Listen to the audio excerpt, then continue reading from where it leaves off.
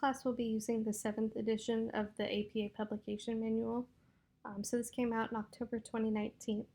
So it's still fairly new, but we will be using it in this class for our papers. So this is what the manual looks like. It's not required for the class, but I do suggest that you purchase it, especially if you're early in your master's program, so you'll be writing a lot of papers. If you plan to go on to get your doctorate, or if you really like to research and you'd like to publish some of your own papers, this is an important reference to have. And it's just that, it's a reference, so this is not a book that you're expected to memorize. Although the more papers that you write, the more you will memorize the basics, but for the more detailed parts of your paper, this is a really good reference book. You'll just kind of look up certain sections when you have questions about certain aspects of your paper writing. So here's what it looks like. You can find it on Amazon, at the school bookstore, on the APA website like this. You can kind of shop around and try to find the best deal you can, although to be honest, it won't be that great of a deal because it's so new, so there you can't really find, or it'd be difficult to find used books, that kind of thing. But here's the APA manual. For our class, if you don't have it, don't sweat it. You can go to this resource, the OWL Purdue website, and I have it listed on this first page. So it's under the URL APA Style Guide. So if you go to this, it has all of the basics, like the general basics for writing your paper. So here's general format, what you need to have on your title page, that kind of thing. You can look at sample papers. If you have questions about references, if you are familiar with the 6th edition and you just kind of want to know what the difference are between that and the 7th, you can look at that here. But this is a good resource to use for writing your papers. So for all of the samples here, we have a student one and a professional one. For our class, we'll be using the professional one. Even though you are students, I also see you as professionals, and I think it would be better for you to just go ahead and learn that if you do decide to go on to get your doctorate or publish some papers, that kind of thing. So I downloaded their sample paper. We'll kind of go over it. So for our class, you'll need to include the running head, the page number, the title of your paper, your name, and Louisiana Tech University. That's all you'll need for the title page. You don't need to put College of Education or the author note, any of that. Just these 3 lines, your running head, and your title.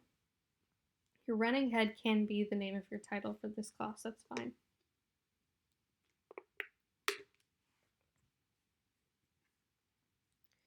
You do not need to write an abstract for this class. I've had a lot of students in the past get a little confused. I think they think that the name abstract is the title of their paper. An abstract is separate than your paper, so this is more of a summary of the paper to come. And you don't need that for this class. So you'll jump right into your actual paper. So this would be page 2. You'll put the title of your paper in bold, and then in all caps, the running head again. So to do that, that's a header, and we'll look at that in a second. I suggest that you use headings for your paper. So here's examples of that. It just helps to keep everything really well organized. It helps you with your writing tremendously to keep your thoughts kind of in order and organized under different sections. And it helps me to see what you're trying to get at, to make sure that you've included everything in your paper that you're supposed to. It's just a good thing to have all around. When it comes to headings, you can think of the top heading as being like an umbrella and the headings underneath it falling under it. So if you're moving on to a new subject, you'll move on to a new main heading. If you're talking about something that it adheres to the subject that you've brought up, you'll go to a different level of the heading. So there's level 1, 2, 3, 4, that kind of thing. And if you have further questions about that, you can always ask me, and it's also on the Purdue OWL website. So that's headings. And then the last thing that you'll need for our papers are references. And you do not need references for the first paper unless you actually reference something, then you'll need to have a reference page. But for the other papers, you will. So in bold references, your page number, it'll probably be like page 6, that kind of thing, running head, and then list them. If you include information in your paper that is not common knowledge, that is not a reflection that you've made, a thought you've had, then you need to reference it. Any material that you've researched, you've read in a book, that you've seen in an article, you have to reference it. Otherwise, it's plagiarism. So I've had a lot of students give me beautiful papers that could be really good research papers, but they didn't reference anything, and you have to do that. So make sure to include that if you didn't actually come up with the information yourself.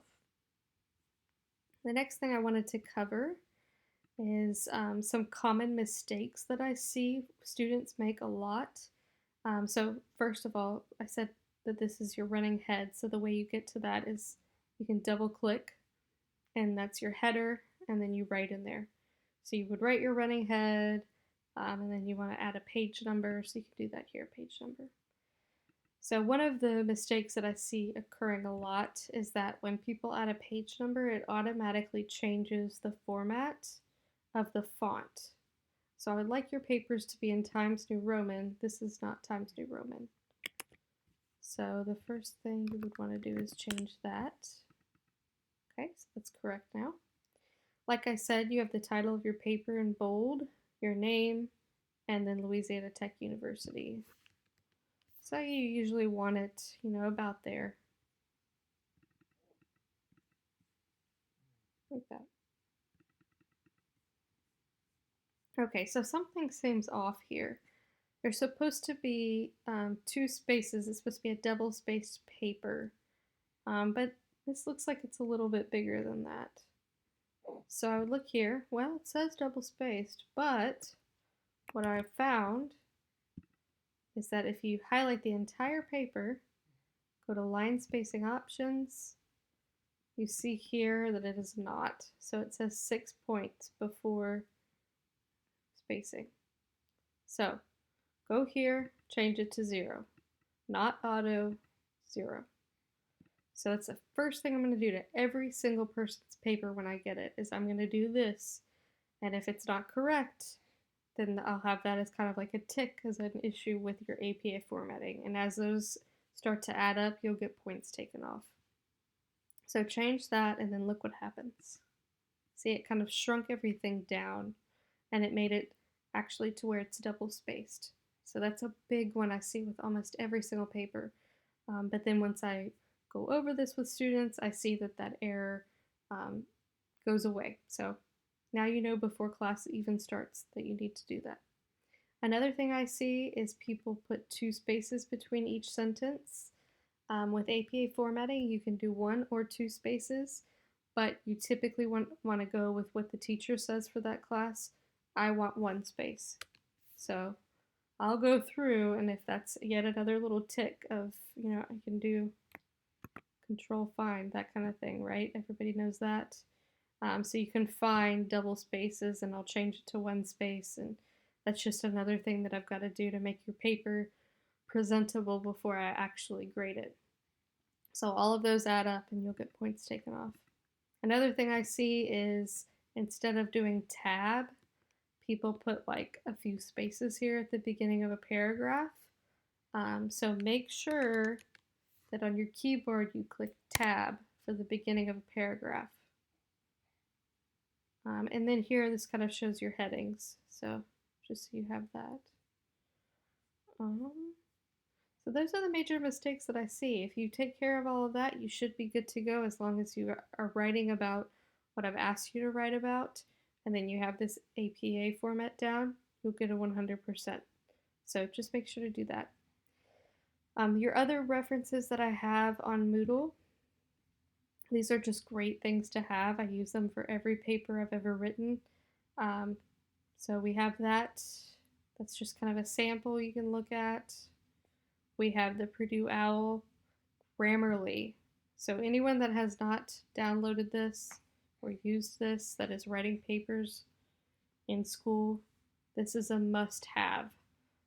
So pretty much every paper that I get from you guys, I'm going to run through Grammarly to see what's going on. If it's a mess, that's more points coming off. If not, you're good to go. So just go ahead and do it before I get it, and it won't be an issue.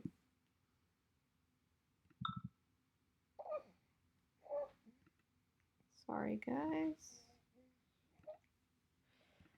So that's another good reference is Grammarly.